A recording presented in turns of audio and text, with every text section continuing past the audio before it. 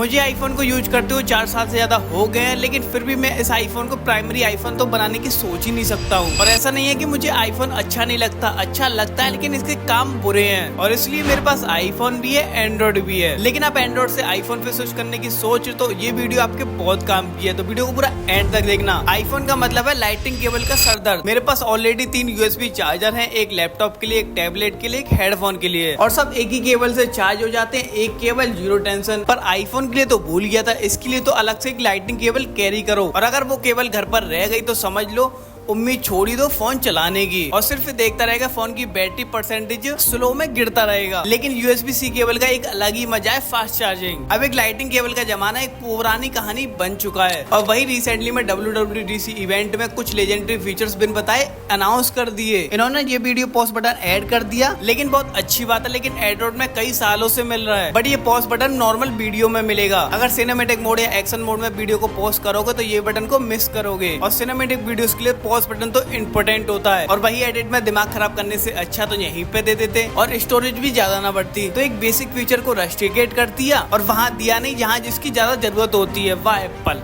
अब मान लो आपने एक बड़ी सी वीडियो रिकॉर्ड कर ली, और अगर आपको उस वीडियो को शेयर करना तो आपके सर में दर्द हो जाएगा, लेकिन फिर भी शेयर नहीं होगी। जब भी आप अपने आईफोन से वीडियो शेयर करोगे तो एक प्रीपेयरिंग विंडो आती है, और कभी तो ये प्रोसेसिंग जल्दी हो जाती है और कभी तो इतना लेट हो जाती है कि रात से सुबह हो जाए फिर भी कंप्लीट नहीं होती। और इतने टाइम में तो 5 वीडियोस को शूट कर लूंगा, और ऐसा भी नहीं कि पेन ड्राइव लगा के SSD लगा के फाइल ट्रांसफर कर सको।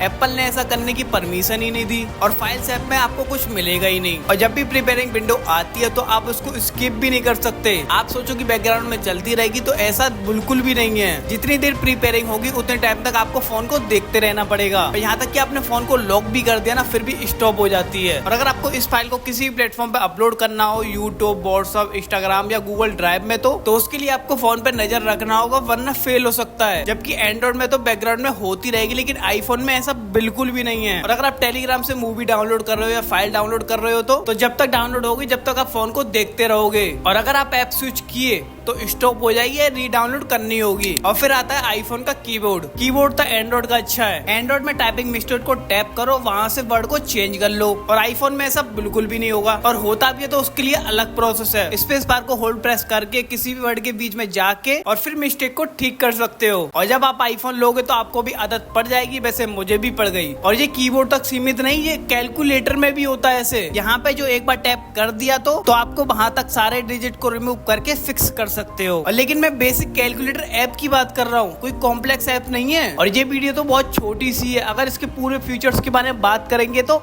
5 वीडियो बना दूंगा, फिर भी ये कंप्लीट नहीं होगी। अब है नोटिफिकेशन कंट्रोल। तो एंड्रॉइड फोन में तो हर नोटिफिकेशन पे कंट्रोल कर सकते हो, अब चाहे वो कैटेगरी 22 भी सही, लेकिन ये होगा तो मैं भी नहीं कर सकता हूँ, क्योंकि इस फोन में ब्लिंकिट डाउनलोड करना हो तो उसकी हर नोटिफिकेशन आएगी, कितना % ऑफ मिलेगा, फास्ट डिलीवरी, फ्री डिलीवरी। लेकिन आईफोन में नोटिफिकेशन को ऑफ कर दे तो लाइफ टाइम तक एक नोटिफिकेशन दिखेगा ही नहीं। और एंड्रॉइड में तो मार्केटिंग नोटिफिकेशन को ऑफ कर सकते, लेकिन आईफोन में ऐसा बिल्कुल भी नहीं होगा। और आईफोन की एक चीज इतनी बुरी की बता भी नहीं सकता। अब मान लो आपको नोटिफिकेशन की आवाज धीरे चाहिए और रिंगटोन की आवाज तेज पसंद है, तो फिर कुछ भी होता रहे, लेकिन आईफोन पे कोई फर्क ही नहीं पड़ेगा। और आईफोन की सिर्फ एक ही आवाज है, जितनी रिंगटोन की, जितनी नोटिफिकेशन की, और उतनी ही अलार्म की होगी। और अगर आप अपनी एक्स से इंपोर्टेंट बात करो तो एक नोटिफिकेशन आएगा और आपके कानों को फाड़ सकता है, और कोई ऐसी सेटिंग्स भी नहीं है इसको ऑफ कर सके। और आपने ये वीडियो तो देखी होगी, इस पर व्यूज अच्छे हैं पर मेरी पर नहीं। होटल, फ्लाइट टिकट्स का सबका आईफोन पे प्राइस ज्यादा होता है। यूट्यूब का प्रीमियम सब्सक्रिप्शन 195 रुपीज का, जबकि एंड्रॉइड में 149 रुपीज का, और सेम फैमिली प्लान के साथ। और ऐसा यूट्यूब पर नहीं, बहुत सारे ऐसे एप्स हैं जैसे कि ChatGPT। आईफोन पर ChatGPT का सब्सक्रिप्शन 1950 रुपए का, जबकि एंड्रॉइड में 2000 रुपए का, मतलब कहीं कम कहीं ज्यादा। और सब्सक्रिप्शन में आईफोन में प्राइस ज्यादा ही होगा, क्योंकि एप्पल परचेस में 30% से लेके 15% टैक्स अप्लाई होता है। और सभी कंपनीज का कहना है जो आईफोन ले सकता है वो हमारी कंपनीज का सब्सक्रिप्शन भी तो ले सकता है ना। बट कंपनी वालों को क्या पता ये आईफोन EMI पे,